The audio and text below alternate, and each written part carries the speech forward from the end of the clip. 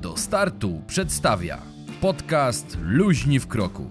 Prowadzi Ultradziku. Serdecznie zapraszamy. Dzień doberek, witamy w biegowym podcaście Do startu Luźni w kroku, w którym my, amatorzy biegania, postaramy się naświetlić Wam różne biegowe meandry i zawiłości tego kochanego naszego sportu. Zazwyczaj jest u nas luźno i wesoło, ale dzisiaj powie powagą, ponieważ na tapetę wjeżdża temat ważki i zasadniczy, czyli bezpieczeństwo biegacza w górach. Z tej strony mikrofonu kierownik zamieszania i mistrz tutejów, czyli Ultradziku, a moim dzisiejszym inspektorem do spraw bezpieczeństwa i górskiego BHP jest Sebastian Krosny, któremu nieobce są takie kwiatki jak turystyka wysokogórska, skitury, wspinaczka, długodystansowe biegi górskie. Coś zapomniałem jeszcze? Ała. No boleć to dopiero będzie. Tak jest. Okej, no to dzisiaj bez żadnych podśmiewujków, tylko dzisiaj będziemy tacy troszeczkę spięci w kroku, a nie luźni. Zaczynamy zabawę. Poważne tematy o bezpieczeństwie biegania po górach. Jak już zaczęliśmy biegać, to musimy tam się czuć bezpiecznie, musimy pamiętać o różnych zasadach. Sebastianie, witam Cię. Cześć. Może tutaj kawusią się, że tak powiem, stukniemy. Witaj Michale, witajcie. Okej, dobra. Ty tu jesteś dzisiaj ekspertem. A dlaczego? A dlatego, że nie dość, że w górach harpaganisz na różne rodzaje, jak słyszeliśmy. W tej chwili wiem, że robisz kurs przewodnika górskiego. Wcześniej trzykrotnie już podchodziłeś do egzaminów do GoPru, czyli naszego kochanego górskiego ochotniczego pogotowia ratunkowego, który ratuje nam czasami tyłek w górach. To akurat nie brzmi za dobrze. Brzmi dobrze i to jest właśnie moje pierwsze pytanie. Wiem, że będziesz próbował dalej, ale znając, jako że znam troszeczkę Ciebie i Twoje doświadczenie, ciężko musi być dostać się do GoPru w takim razie.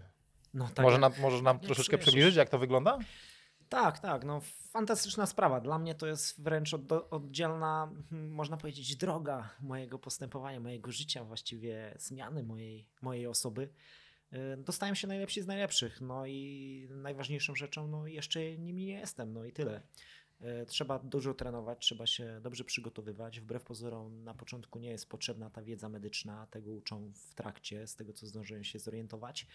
Ale umiejętności, szczególnie w naszej grupie tutaj beskidzkiej, umiejętności narciarskie są kluczowe oraz topograficzne. Stąd między innymi właśnie ta zajawka również poznawania gór, świadomego poznawania gór, bo ona jest bardzo potrzebna. Okej, a możesz, nie wiem, czy to może jest tajemnica, przynajmniej tak skrótowo powiedzieć, jak wyglądają taka próba dostania się do GoPru? Nie wiem, na czym poległeś może, co jest aż tak trudnego, no bo no, trzeba znać topografię, trzeba umieć jeździć na nartach, trzeba szybko się przemieszczać po górach i się tam nie zgubić i umieć udzielać pomocy. No to powiedzmy, że ja to umiem. Czy ja się dostanę? No nie, ja się na pewno nie dostanę. To było oczywiście wiesz, ja myślę, że tak. Retoryczne. No. Ja na nartach nie umiem jeździć, dobra. No to nie, to sorry, niestety. Okay.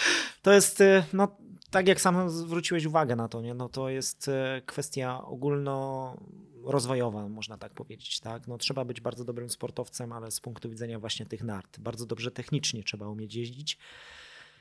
Jak chcesz się dostać, to egzamin jest właściwie w tej chwili 3-etapowy, tak? Pierwszy etap to są narty i egzamin z topografii, egzamin pisemny. Egzamin pisemny trzeba zdać na poziomie, znaczy umiejętność właśnie przewodnika górskiego, a jeżeli chodzi o egzamin z narciarstwa, to na poziomie pomocnika instruktora. Okej. I tak jesteśmy też oceniani, tak? W tym roku startowało gdzieś chyba w granicach ponad 30 osób, jak dobrze kojarzę. Niewiele osób się dostało, 7 jak dobrze kojarzę też, można to sprawdzić zresztą, chociaż nie wiem, nie jestem pewny, czy można to sprawdzić, ja wiem, bo tam dostaliśmy wyniki, okej. Natomiast no wcale to nie jest łatwe, tak. Dostają się najlepsi, trzeba to zdać, jesteś oceniany przez wieloosobową komisję, również i na zjazdach, a trzecim dniem w tej chwili ze względu na bardzo dużą modę i popularność jest egzamin ze skiturów, tak, z tego jak potrafisz się poruszać, czy potrafisz się poruszać na tych nartach, ale do tego etapu dostajesz się dopiero zdając pierwszy i drugi. Okej, no dobrze wiedzieć, że jakby dostałem się tutaj najlepsi z najlepszych, no bo przynajmniej jesteśmy, że tak powiem, możemy spać bezpiecznie, albo może inaczej, biegać bezpiecznie i poruszać się po górach bezpiecznie, jeżeli wiemy, że czuwają nad naszym bezpieczeństwem ci najlepsi. No i słuszna droga, myślę. No i życzymy Ci oczywiście wszyscy dostania się, bo też jeszcze będziemy bezpieczniejsi, kiedy jak będę już leżał gdzieś na szlaku, oczywiście nie życzę sobie tego, to nagle pojawi się Sebastian i mnie na własnych barkach zniesie gdzieś. Okej, oby do tego nie doszło. Zaczynamy naszą wycieczkę po bezpieczeństwie po górach. Może na początek powiedz ogólnie nam wszystkim, tym, którzy biegają po górach i tym, którzy też spacerują, chodzą po górach, bo to też troszeczkę się łączy. Może my biegacze jakby wystawiamy się na troszeczkę więcej niebezpieczeństw, tym bardziej jak wydłużamy te dystanse. Jeżeli to robimy, nie wiem, jeszcze jakieś ultra, nie wiem, 1-2-dniowe, biegamy po nocy, zbiegamy, więc te jakby niebezpieczeństwa troszeczkę się u nas piętrzą. Jak bezpiecznie poruszać się biegowo po górach? Na co zwracać uwagę? Wbrew pozorom, wiesz, już podstawowy ubiór ma na to wpływ, nie? Także pamiętajmy o tym, że termika jest ważna. Znajomość swojego własnego organizmu. To, czy mogę sobie pozwolić na krótkie spodenki, czy długie, to naprawdę ma znaczenie, szczególnie w tych chłodniejszych dniach. Także od tego zacznijmy, tak?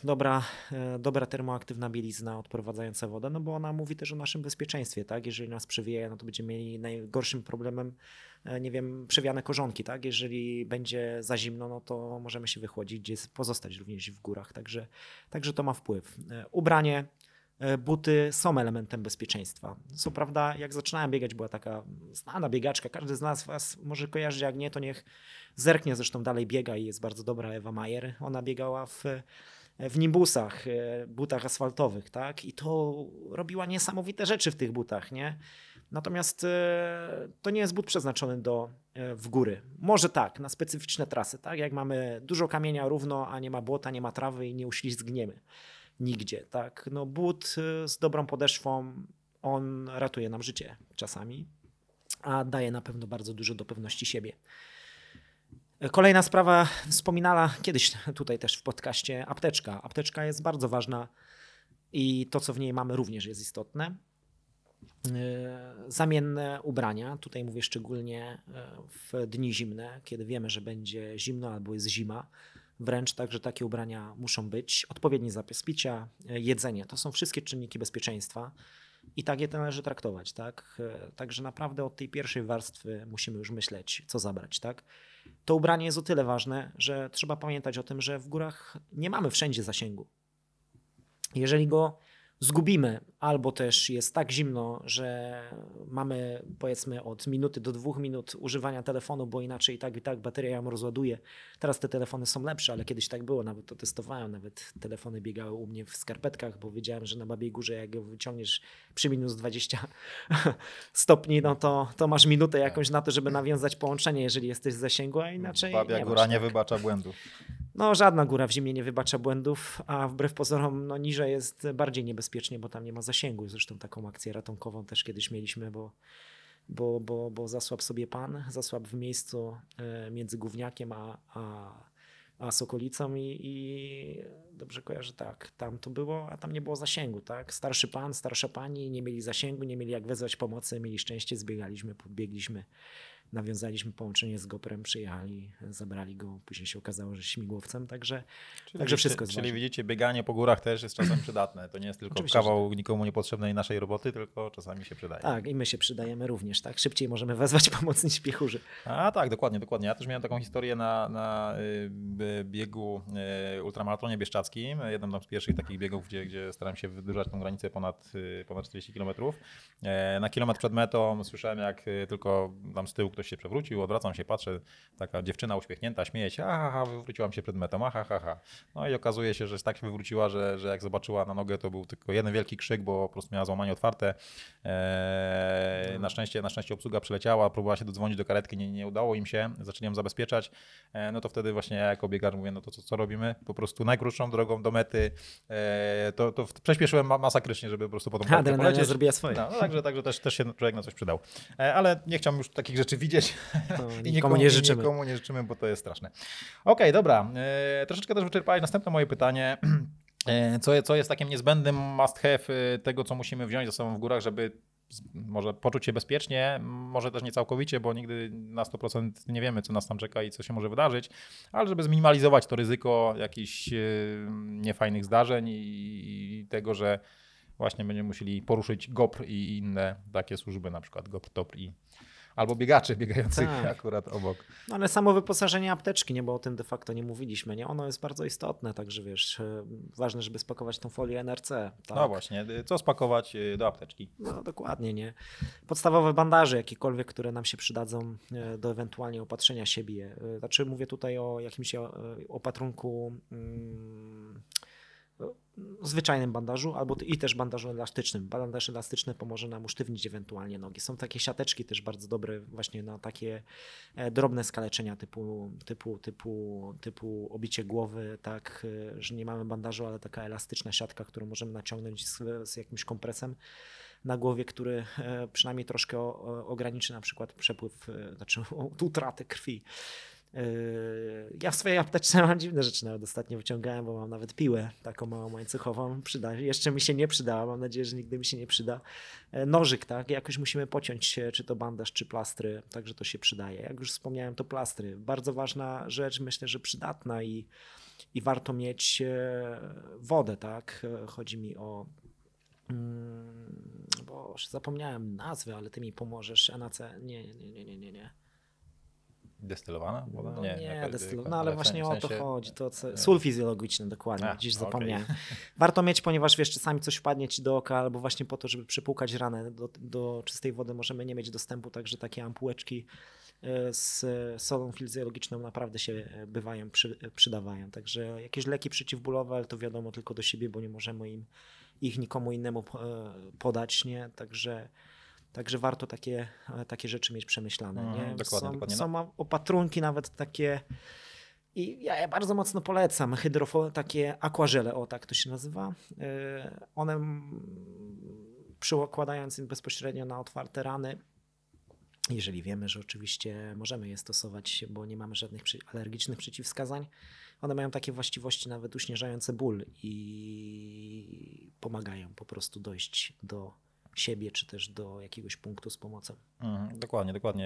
Ja sam jakby w swoim tutaj doświadczeniu też wiele razy już użytkowałem i na przykład taki bandaż elastyczny to jest must have, bo nawet jak nie masz innych środków, ja rozumiem, że wiesz, na przykład takim bandażem elastycznym nie powinno się przykładać bezpośrednio do rany, ale jeżeli nie masz, to zabezpieczysz to przynajmniej na ten czas. Fajnie owiniesz, zabezpieczysz na ten czas jakiegoś tam transportu czy innej pomocy. Chodzi o usztywnienia przeważnie. Dokładnie. Ja na przykład bardzo polecam znowu, tylko że tutaj tu się bardziej to przydawało w takich długodystansowych jakichś wyrypach, typu na Główny Szlak Beskidzki, gdzie parę dni i robią ci plęskerze, robią ci pęcherze, pękają. Bardzo fajnym rozwiązaniem są plastry żelowe, takie właśnie z żelem, one gdzie one jakby mają ten środek też przeciwbólowy w sobie, wyciągają jakby całą tą niefajną zawartość i naprawdę robią mega robotę na otarcia, na pęcherze, więc tutaj na pewno polecam. Dobra, no i co w takim plecaczku biegowym jeszcze? No mamy apteczkę, na pewno tak jak już wspomniałeś, jakieś dodatkowe ubranie, jakaś kurteczka. Ja kurteczkę polecam nawet jak prognozy nie przewidują tego, że będzie padać albo będzie śnieg padać, to zawsze taka kurteczka się przydaje. Jak się gdzieś wychłodzimy, zacznie wiać, padać, jak człowiek jeszcze jest zmęczony, a później na przykład, nie wiem, mokry i nagle zacznie wiać, to jest momentalnie tracisz po prostu tę ciepłotę, energię i to się mega przydaje. Koc NRC. To jakby ktoś nie wiedział, to jest takie to żółte, co się dostaje na mecie i tak ci chodzą tacy maratończycy w tych właśnie płaszczach, niczym królowie biegania. To jest właśnie to. Na pewno jakieś zasilanie, nie wiem, czy ty o tym wspominałeś, czy mi to umknęło, jakiś zapas zasilania. No zależy na ile biegniesz, jeżeli biegniesz długo, to warto mieć powerbank jakiś. No, w zależności też jaki masz telefon. Ja też wspominałem o telefonie, ja kiedyś miałem jakiegoś tam starszego iPhone'a kiedyś i on miał taką przypadłość, że po prostu jak go wyciągałem faktycznie, jak troszeczkę się robiło, wiesz, bliżej zera, to ja go wyciągałem i miałem dosłownie 15 sekund, żeby coś z nim zrobić, bo od razu padał, także no to musicie wiedzieć, jaki macie sprzęt po prostu i tak dostosować go, żeby czuć się troszeczkę bezpieczniej. A to aspekt bezpieczeństwa istotny, nie? Bo jak masz te 15-30 sekund na wezwanie pomocy, no to później sobie odpowiedz na pytanie, ile w zimie masz czasu, żeby nie zamarznąć. No dokładnie. My tu troszeczkę z uśmiechem na ustach, ale to są naprawdę poważne tematy i przygotujcie się do nich, zwłaszcza jak zaczynacie tutaj zabawę i przygodę biegania po górach, bo najważniejsze jest bezpieczeństwo i to ma być radość, a nie niebezpieczeństwo. I to niebezpieczeństwo wszystkie ograniczajmy. Okej, dobra, no to teraz zróbmy taki fajny przegląd i przelećmy się tutaj po tych właśnie zagrożeniach, jakie czyhają, ale tak już konkretnie i ja będę ci rzucał hasło, a ty mi powiedz, znaczy to, że to czyha, to wiadomo, że czyha, a ty mi powiedz, jak się może w pierwszym słowie, jak się zabezpieczyć przed tym, a w drugim słowie, co zrobić, jak już do tego dojdzie, na przykład, że się tam coś nam stanie. Brzmi jak egzamin. No oczywiście, no powiedziałem, że przeegzaminujemy tutaj naszego kolegę, skoro do GoPru, wiesz, zdajesz, no to teoria też na pewno tam musi być, nie? No. To 6 razy sztuka, jak to No mawiają. to my ci pomożemy. Dobra, jedziemy z tematem. Co się może stać? No to rozmawialiśmy o wodzie i prowiancie, czyli nie wiem, dochodzi do jakiegoś tam odwodnienia. Sam kiedyś, nie wiem, pobiegłem ze znajomymi na taką jakąś zaplanowaną setkę po górach, przywaliło słońcem za Malinowską skałą na otwartym terenie. Nam się woda pokończyła i obiegając Klimczok, no naprawdę już największym koniem zaczęło się kręcić w głowie. Tu akurat byliśmy blisko cywilizacji, więc powiedzmy te zagrożenie było minimalne, no ale to samo się może zdarzyć gdzieś tam na odludziu. Co wtedy? Jak się dowiedzieć w ogóle, że jestem odwodniony? Co z tym zrobić, jak nie mam wody? Jak się ratować? Wiesz, nigdy nie byłem aż tak mocno odwodniony, ale no pierwsza sprawa zasadnicza, jak już masz udar słoneczny, to już na pewno będziesz czuł i to ból głowy jest i tyle, no i trzeba unikać tego słońca. No nie powiedzieliśmy tutaj sobie o tym aspekcie, ale czapeczkę szczególnie w ciepłe dni warto mieć i ona chroni nas na pewno i nam pomoże. Także to jest ten aspekt, zanim to wystąpi, no szukać tej wody, tak? Góry na szczęście mają to do siebie, że często z nich wypływają jakieś źródła, ale na nieszczęście jak jest ciepło, to tych źródeł może być bardzo mało. Jeżeli wiemy, gdzie one są, no to najlepiej się udawać w tym kierunku, tak? Wspomniałeś akurat o miejscach, w którym są schroniska. No i to są chyba pierwsze punkty, w które powinniśmy się udać. Akurat jeżeli wspomniałeś o Klimczoku, to tam też jest stacja GoPro, także jest. Nie bójmy się też prosić, tak? No jednak tak. zwłaszcza Jest w lato jest mnóstwo turystów, gdzieś tam kogoś spotkamy, nie bójmy się poprosić, myślę, że w Oczywiście. górach każdy nam pomoże. Ostatnio też trafiłem, nawet nie znałem takiego sposobu, nie wiem czy ty znałeś, na coś takiego jak test Skin Turgor. Nie wiem, czy słyszałeś o czymś takim. Podobno w bardzo prosty sposób można przynajmniej w przybliżeniu określić, czy jesteś odpowiednio nawodniony, czy właśnie już zaczynasz się odwadniać. To jest kwestia taka, że bierzesz sobie powiedzmy na zewnętrznej stronie dłoni na kilka sekund, tam z 15 sekund przytrzymujesz sobie skórę i teraz jeżeli ona szybciutko wróci, tak jak powiedzmy w moim przypadku do swojego poziomu, to jesteś odpowiednio nawodniony. Jeżeli ona zostanie ci tak będzie bardzo powoli, no to znaczy, że to już zaczyna ci się problem. Drugim sposobem to chyba każdy z nas wie, jest standardowy popatrzenie sobie na kolor tego, co się oddaje naturze. Im bardziej klarowny, ciemny, tym jesteś bardziej nawodniony. Im bardziej ciemny, żółty, no tym to już zaczyna ci się, powinna ci się włączyć czerwona lampka i szybciutko trzeba szukać po prostu czegoś do picia i się nawodnić. Okej, dobra. No to już wiemy, jak się ratować. Trzeba po prostu znaleźć źródełko w górę, no proste, po prostu. Nie? No ale to też trzeba uważać. Najlepiej z nasłonecznej strony ze względu na bakterie. Dokładnie. Też jeżeli właśnie mamy te źródełka, jeżeli już nie mamy innego wyjścia, to oczywiście pijemy z źródełka, ale im bliżej tego wylotu, czyli bliżej źródła, że tak sobie pozwolę skomentować, to tym bezpieczniej. No wiadomo, kto wie, kto testuje wyżej. Tak? No może dokładnie. ktoś sprawdza akurat, dokładnie. Nie wiadomo, czy tam jakaś padnina nie leży, czy jakiś baca prania tam nie robi, albo nie sprawdza. Nie sprawdza koloru. No, dokładnie. Smacznego. Tak, żółtego śniegu nie jemy. Szukajcie wody, tak jest. Dobra, lecimy dalej. Pogoda. Załamanie pogody może być różne. Może to być, wiadomo, w zimę to może się okazać, że jest ładnie, fajnie, pięknie, przyjemnie, a na górze wieje, duje i mróz po prostu chwyta wszystkie korzonki. A z drugiej strony w lato. Często to jest bardzo, bardzo mylące. Jest pogoda bezchmurnie, wychodzimy w góry, nagle jest po prostu załamanie, pioruny, burza. Ja sam powiem szczerze, że ja osobiście właśnie niewiele rzeczy się w górach boję. Uwielbiam góry, uwielbiam dół, nawet te ślady zwierzyny. Ale nie boję się bardzo i nie lubię burzy, piorunów. Przeżyłem coś takiego kiedy na Chudym Wawrzyńcu, kiedy tam 5 burz pod rząd tak przeszło. Wszyscy normalni turyści, schodzą w dół, a my biegacze nie do końca pełni rozumem biegniemy do góry. Nie jest to oczywiście żaden przykład i tak nie róbcie. No ale co robić? Co robić, kiedy dopadła nas ulewa, burza, tudzież zamarzamy? No widzisz, ty Sobie. to przeżyłeś na Wawrzyńcu i ja w Alpach, także... No to Także ty to nie jest trochę piękna wyżej. No. No tak, no ale... Jak to huknie gdzieś obok, to Dokładnie, nie no. jest ten huk, to jest w mieście. To jest po Oj, prostu, nie, jest, no jest. człowiek największego twardziela powali i nie życzę tego nikomu. Oj, Ja nawet jak spaceruję po górach i słyszę, że się burza zbliża, to już szukam gdzieś najbliższego schroniska, bo No, nie lubię. No już mamy pierwszy punkt, tak? Szukam najbliższego schronienia i to jest bardzo ważne. Jeżeli wiemy, że gdzieś jest jakaś bacówka, schronówka, schron jakikolwiek, czy schronisko, no to do niego się udajmy, tak? Jeżeli już mamy tego pecha, że nas już coś zestało, no to po pierwsze nogi razem, tak? Jeżeli chodzi o burzę, jest coś takiego jak napięcie krokowe, tak? Jeżeli piorun blisko nas uderzy nie tylko w nas, ale będziemy powiedzmy w miejscu rażenia danego piorunu, a mamy bardzo dużą odległość między jedną a drugą stopą, to również możemy zostać poszkodowani ze względu na różnicę napięć między kończynami i prąd, który przez nas wówczas przepłynie, tak?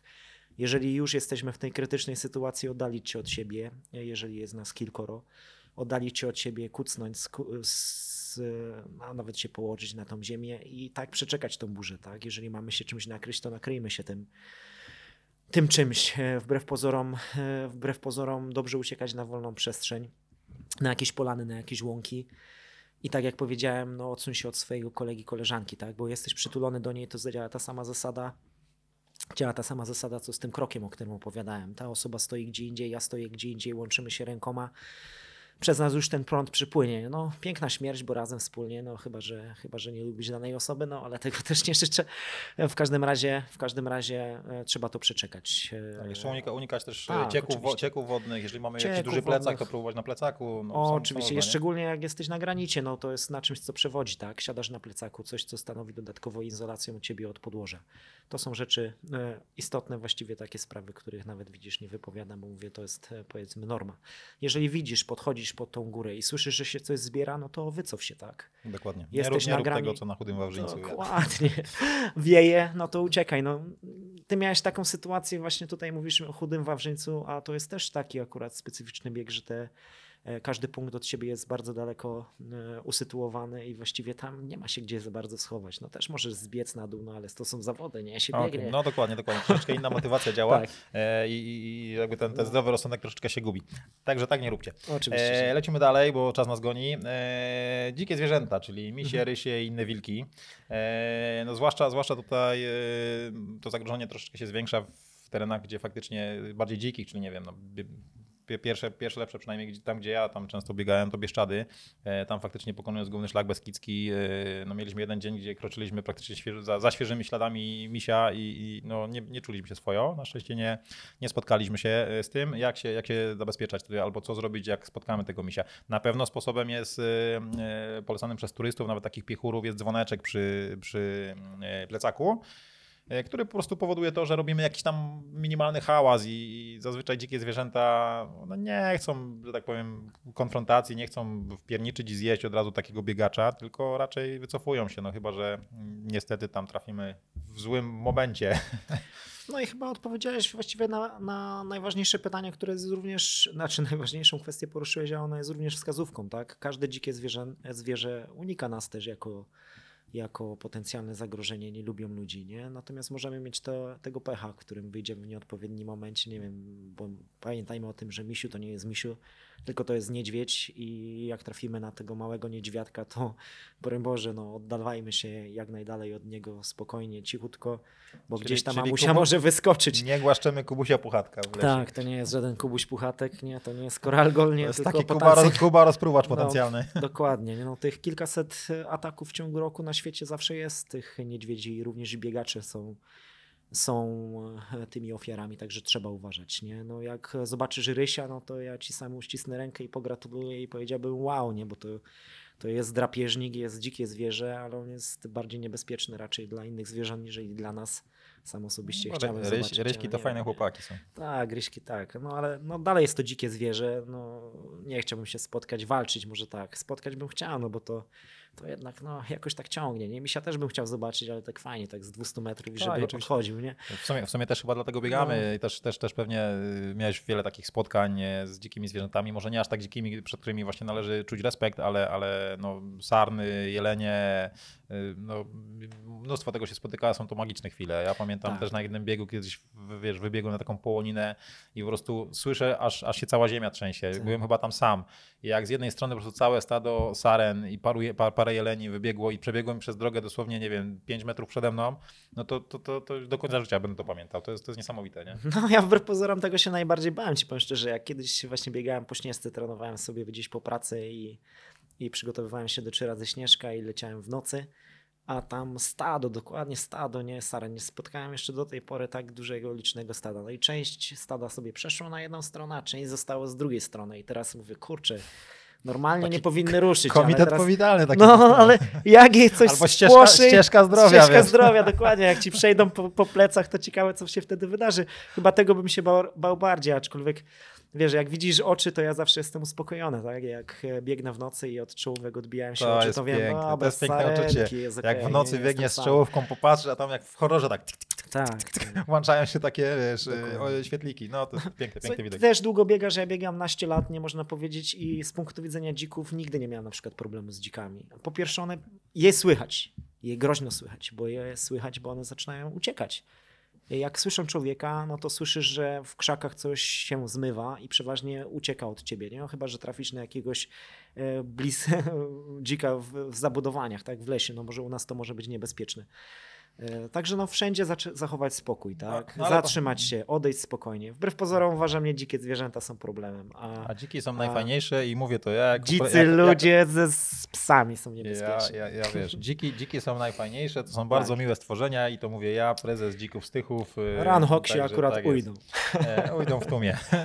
Nie są agresywne w ogóle. Co najwyżej, wiesz, no, poproszę o poczęstowanie się, wiesz, piciem, jedzeniem, ale to... Pomarańczowe koszulki podobno odstraszają z dzikie Dobra, zwierzęta, Seba, bo ja tu muszę mieć dzwoneczek taki, bo nam czas zaraz się skończy. Ludzie się rozejdą tam po pokojach, po domach i wyłączą nasz piękny podcast, a to są bardzo ważne sprawy. Szybciutko lecimy dalej. O zgubieniu trasy, nawigacji, to chyba żeśmy już to troszeczkę powiedzieli wcześniej, no ale może tak w 2 słowach, co zrobić? Gubię się, nie mam zasięgu. Jak się kierować? Co? No, dobrze znać wcześniej trasę, no i do najbliższych zabudowań, albo idź tam, skąd przyszedłeś. To jest najprostsze rozwiązanie, także podążaj ze swoim krokiem. Jeżeli znajdziesz miejsce, które znasz, to wracaj do domu, tak, albo do najbliższych zabudowań i tam się odnajdź. No, nie wspominaliśmy o tym, ale dobrze mieć mapę papierową, tak? My ufamy elektronice, ale nadużywamy to zaufanie, tak? Nawet nasze zegarki, to nawet może nasze zawsze telefony zawieść, to może się wyłączyć, bateria może się skończyć, albo zegarek. Ja ci powiem, właśnie też na jednym z biegów, kiedy podczas długiej nocy zgubiliśmy się tam ze znajomym, nam jakby urządzenia pokazywały całkowicie w inną stronę, jakby kierunek, wiesz, ratunku, nie? Jak myśmy w takich krzakach stali, mój zegarek pokazywał, że do szlaku mamy tam, jego komórka pokazywała tam, a to był po prostu tak wiesz, teren nieprzebyty, że było ciężko w ogóle krok postawić, więc to było naprawdę, wiesz, kwestia wyboru, gdzie idziemy, nie? Więc to jest zawodne, tak jest, mapy mapa się papierowe. przydaje. Lecimy dalej. Kontuzje. O kontuzjach chyba też żeśmy już mówili troszeczkę. Nie wiem, leżę, mam kontuzję. Co w pierwszej kolejności zrobić? 3 punkty no panie Goprowiec przyszły, 3 punkty pod rząd. Dobić. Jak mam się no ale ja sam się nie dobiję, no, a kogoś nie poproszę, no chyba, że akurat miś będzie na pewno uspokoić, jeżeli ktoś jeżeli mamy narzędzia, jeżeli znamy się na tym, no to udzielić tej pierwszej pomocy. Zresztą każdy powinien udzielić tej pierwszej pomocy, ale pierwsza rzecz uspokoić i wezwać jak pomoc. jesteśmy sami? No to kogo wzywamy? 601 setka czystej, prawda? To jest podstawa, którą powinniśmy zapamiętać gdziekolwiek jesteśmy, także numer GoPro warto pamiętać. Zainstalowana aplikacja Ratunek. Wręcz jest to ten must have, który musimy mieć i dobrze go znać, tak? Albo znamy numer, albo mamy aplikację, albo jeszcze 985, nie? Także wezwać pomoc, bo ratownicy są już do tego przeszkoleni. No już ty opowiadałeś sytuację, jak ratowałeś ludzi. Ja takich sytuacji miałem kilka. Jedna zakończyła się tragicznie, bo o tym wiemy, nie? Także z LPR-em, spalony człowiek i tak dalej w górach. Takie rzeczy też mają miejsce, także na to musimy uważać, nie? Daj Bóg, żeby to były najdrobniejsze kontuzje, z jakimi mamy do czynienia, a w ogóle, żeby ich nie było, nie? Także uspokajać, udzielić pierwszej pomocy, zabezpieczyć przed utratą ciepła i wezwać pomoc, tak? Jeżeli jesteśmy sami w stanie sprowadzić daną osobę do bezpiecznego miejsca, to również zróbmy to tak. Okej, właśnie też miałem pytać o sygnalizowanie potrzeby pomocy, czyli jakby tutaj powszechnie nazwanego SOS. Wiesz jak pokazywać, jak będzie helikopter leciał, jak się pokazuje znak potrzebuje pomocy, czy nie wiesz? Jest. Jest. Rączki do góry, aczkolwiek nie machamy, staramy się trzymać w kształcie litery Y, tak, czyli potrzebuje pomocy. Tak, żeby było wiadomo, że to nie machamy tak, pilotowi, nie machamy, tylko... leć sobie, nie, tak, zrzuć mi tam, panie pilocie i tak dalej. Ma pan w dziurę w samolocie, natomiast lub N, czyli ułożyć te ręce po przekątnej i szczególnie jak jesteście w Tatrach, to jest bardzo ważne, nie? Czasami szukając jakichkolwiek osób, których piloci muszą po prostu odnaleźć, no to warto im pokazać, nie mnie szukacie, tak. Czyli gwoli wyjaśnienia, pokazujemy N, kiedy nie potrzebujemy pomocy. Dokładnie. Czyli jest, jak potrzebujemy. Czyli proste z angielskiego jest, no. No i tak dalej. Okej. Nie wiem, tu jeszcze troszeczkę nam się czas kończy, więc chyba już będziemy dobijać do brzegu. Jeszcze taki temat, nie wiem, przetrwanie nocy, przetrwanie zimna, zmęczenia. Tu chyba też dosyć dużo właśnie zależy od silnej głowy. Powiedziałeś to chyba przy kontuzjach. Przede wszystkim w każdej sytuacji niebezpiecznej zachowajmy zimną krew, nie panikujmy. Zawsze można znaleźć jakieś tam rozwiązanie, które gdzieś tam nas podratuje. Róbmy wszystko z głową. Jak będziemy bardziej zabezpieczeni i będziemy mieć więcej w tym plecaczku dźwigać, no to tym będziemy, że tak powiem, pewniejsi, tym łatwiej sobie poradzimy z różnymi sytuacjami. To jest tak samo właśnie to, co też wspominałeś wcześniej, to nie chodzi tylko o nasze bezpieczeństwo. Bardzo często po prostu jesteśmy w stanie pomóc komuś. Tak, spotykamy kogoś, ktoś potrzebuje pomocy, też zachowajmy zimną krew. Najważniejsza zasada moim zdaniem w górach dokładnie to samo obowiązuje, tak samo jak w wypadkach drogowych, przede wszystkim zabezpiecz siebie najpierw, tak? Czyli nie udzielaj pomocy, póki ty możesz być zagrożony i możesz jakby dołączyć do tego, któremu chcesz pomóc, tak? Więc nasze bezpieczeństwo jest najważniejsze, także warto o to dbać, tak, to prawda. Dokładnie, dobra. Jedno pytanie, czy bieganie po górach jest bezpieczne, czy nie? Jest bardzo bezpieczne, jest cudowne, bezpieczne. No i bardzo dobrze. I tym miłym akcentem kończymy ten bardzo poważny temat. Dzięki wielkie, Seba. Życzymy oczywiście Sebastianowi, aby dostał się tam, gdzie się chce dostać i czuwał nad naszym bezpieczeństwem. A wam życzymy, żebyście coś fajnego wynieśli z tej dzisiejszej pogawędki i żebyście do nas wrócili na następny odcinek. Z ciepłą kawą. No i co? Było poważnie?